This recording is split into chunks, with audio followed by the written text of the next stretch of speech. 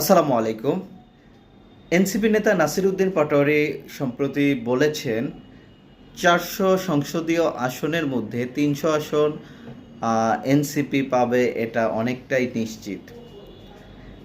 এজন্য তাদেরকে অগ্রিম অভিনন্দন এবং বলতে চাই, নাসির উদ্দিন পাটোয়ারি সাহেব ভবিষ্যৎ প্রধানমন্ত্রী হবেন নাকি আমাদের নাহিদ ইসলাম সাহেব উনি প্রধানমন্ত্রী হবেন, কেউ একজন হয়তো প্রধানমন্ত্রী হবেন। এই জন্য তাদেরকে অগ্রিম অভিনন্দন জানাই।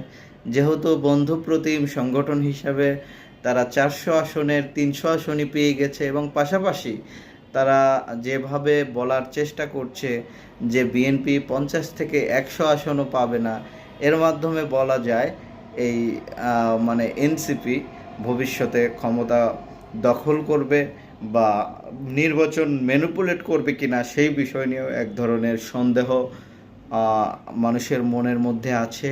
কারণ ৪০০ আসনের মধ্যে ৩০০ আসনই তারা পাবে।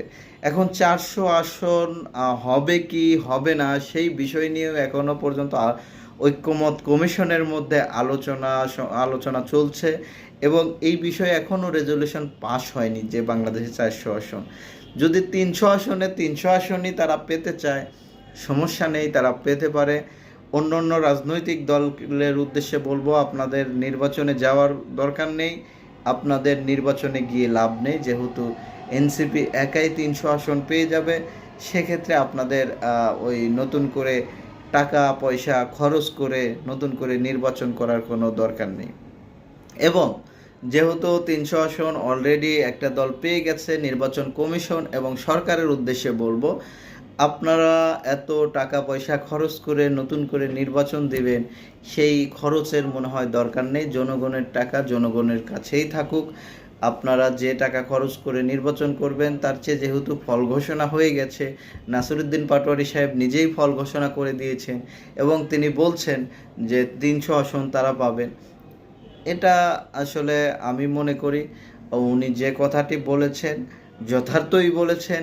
এনসিপি এখন আমরা বলে থাকি কিংস পার্টি, রাজার দল বা ডক্টর ইউনূস সাহেবের নিজের দল।